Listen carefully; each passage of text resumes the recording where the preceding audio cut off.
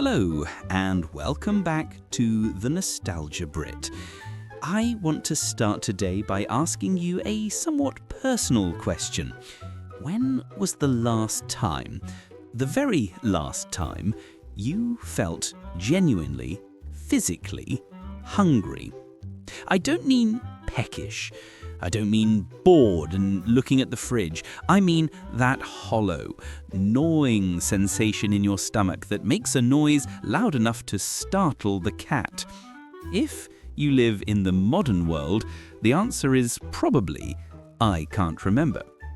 We live in an age of the perpetual snack. We have breakfast bars for the commute, mid-morning biscuits, a sandwich at the desk, a mid-afternoon latte, a pre-dinner graze, and a post-dinner treat. We eat constantly, like grazing cattle, topping up our tanks before the needle ever hits empty. But cast your mind back to 1976.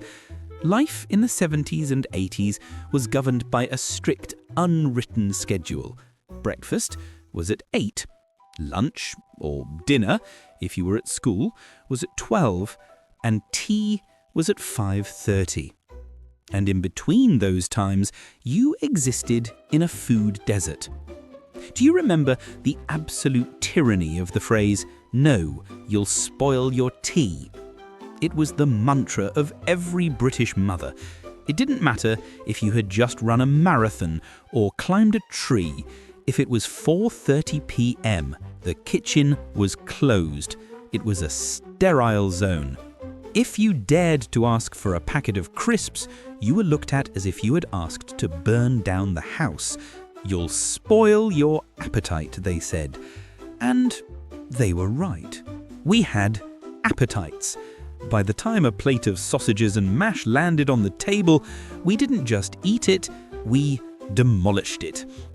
We didn't need flavor enhancers or addictive additives because the best seasoning in the world is genuine hunger. Walk down a British high street in 1975, look at the archival footage, and you will notice something striking. The people are narrow. Not skinny in a model way, but wiry, functional. There were no gym memberships, no protein shakes, no calorie counting apps. Yet obesity was as rare as a reliable British Leyland car. So how did we do it? Was it magic? Was it genetics? No. It was simply because the world we lived in was harder, colder, and significantly less convenient. To understand why we ate the way we did, we have to look at the people cooking the food, our parents and grandparents. In the 1970s, the person running the kitchen had likely grown up during or immediately after the Second World War. Rationing in Britain didn't fully end until 1954. That is 9 years after the war ended. An entire generation had their formative years shaped by a little book of coupons that told them exactly how much butter, sugar, and meat they were allowed to exist on. Even though the 70s were a time of relative plenty, that rationing mentality never left them. It was baked into the national psyche. Food was not a hobby, it was a resource. And wasting a resource was a sin. Do you remember the cleaned plate club?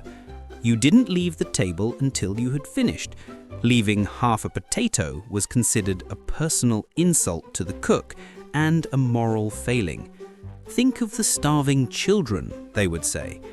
It sounds harsh now, but it instilled a deep respect for what was on the plate. And let's talk about the ingredients. Open a modern fridge today and it is a towering monolith of stainless steel, humming away, packed with enough food to survive a siege. Open a fridge in 1978 and it was a tiny, sad little white box tucked under the counter.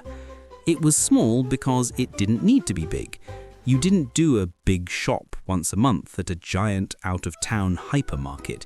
You shopped every few days.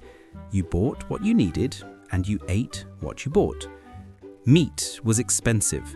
A Sunday roast chicken was a serious investment, and that chicken had to work for its living. It was roasted on Sunday, cold cuts on Monday, and the carcass was boiled to within an inch of its life to make soup on Tuesday.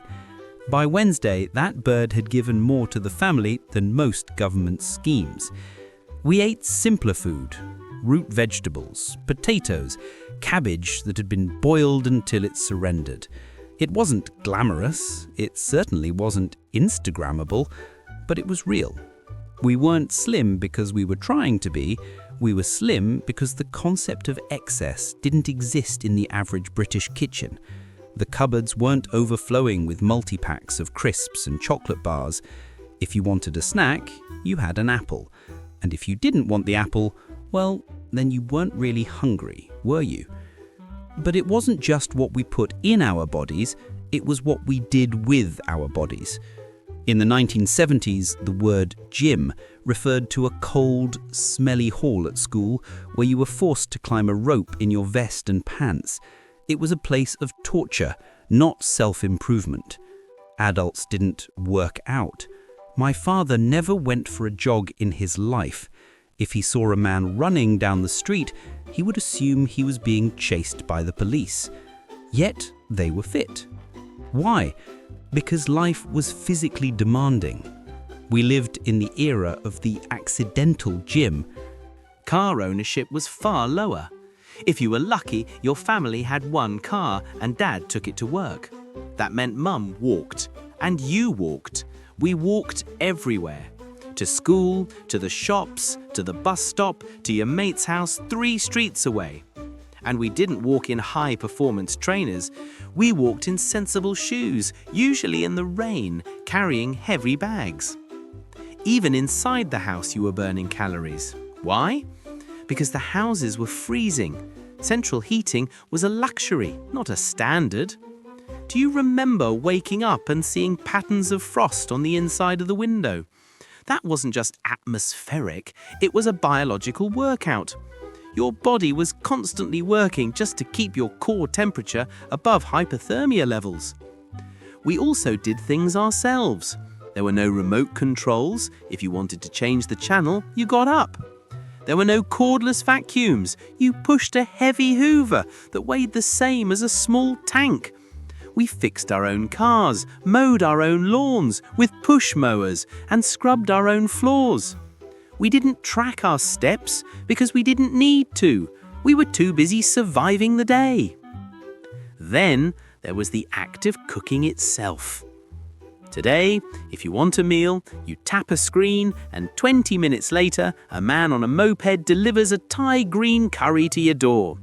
It is frictionless food. You barely have to move your thumb. In 1978, making dinner was a contact sport.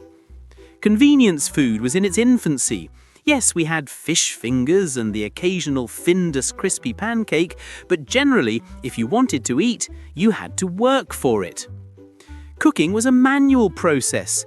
Potatoes had to be peeled, usually by the bucket load. Carrots had to be scraped, gravy had to be stirred continuously or it would turn into wallpaper paste. There were no food processors to chop your onions, there was just a knife and tears. Think about the British chip. Today, chips are frozen and thrown in an air fryer.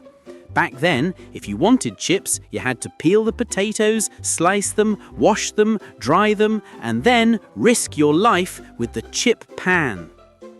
Do you remember the chip pan? A metal basket submerged in a cauldron of boiling lard, usually sitting on a gas flame. It was essentially a small bomb sitting on the stove. You didn't walk away from a chip pan, you stood guard. This labour created a natural barrier to overeating. You couldn't just grab a snack. If you wanted a cake, you had to bake it. If you wanted custard, you had to make it. The effort required to produce calories acted as a natural filter. We didn't have microwaves to zap a ready meal in 3 minutes. We had to wait for the oven to warm up. And in that waiting, in that peeling, chopping and stirring, we understood the value of the food. By the time you sat down to eat, you had earned that meal, and you certainly weren't going to leave any of it on the side of the plate. Perhaps the biggest difference between then and now lies in a single word, a word that has completely lost its meaning: treat. In the 70s, a treat was an event. It was rare. It was special. It was something you looked forward to all week. Today, a treat is just something you eat because it's 11 a.m. on a Tuesday. Take soft drinks. In my house, fizzy pop was not a hydration strategy. It was a luxury. We had the Pop Man, remember him? The Alpine truck that would come round once a week. You'd order a bottle of dandelion and burdock or cream soda. That one bottle had to last a family of 4 an entire week. You drank it in small glasses, savouring the bubbles. You didn't guzzle it. Water was for thirst. Pop was for pleasure. And chocolate? Chocolate bars in the 70s were smaller. That's a fact, despite our rose-tinted glasses might tell us about the size of a wagon wheel. But more importantly, they were occasional. If you were lucky, you got a packet of sweets on a Saturday after you'd been to the swimming baths. You would stand in the newsagents staring at the penny sweets, shrimps, bananas, flying saucers, clutching your 10-pence piece like it was gold bullion. You calculated the optimum sugar to cost ratio, and once those sweets were gone, they were gone. There was no snack cupboard at home overflowing with multi-packs. There was no 24-hour garage down the road selling Mars bars at midnight. We practiced the lost art of delayed gratification. We learnt to wait. And because we waited, when we finally bit into that curly-whirly, it tasted like heaven. So, looking back, it's easy to see why we were slimmer. We weren't health gurus. We weren't morally superior. We didn't have better willpower than people do today. We just lived in a world that naturally regulated us. We walked because we had to.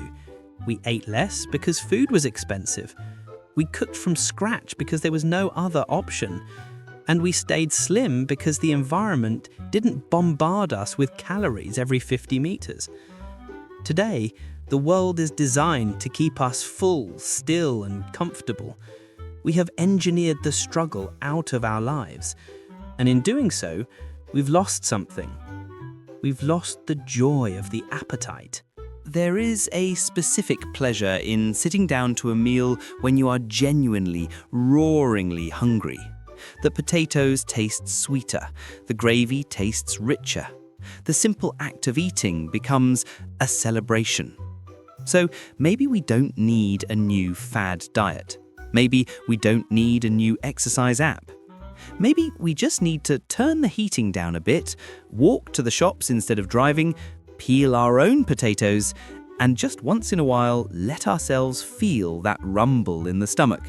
Because in a world of instant gratification, hunger might just be the most nostalgic ingredient of all. Now, before I go, and before I inevitably go and raid the fridge myself, I want to hand the microphone over to you. We've talked a lot about simple food today, but we all know that nostalgia tastes better than reality. So I have a question for you, and I want you to dig deep into your memory banks.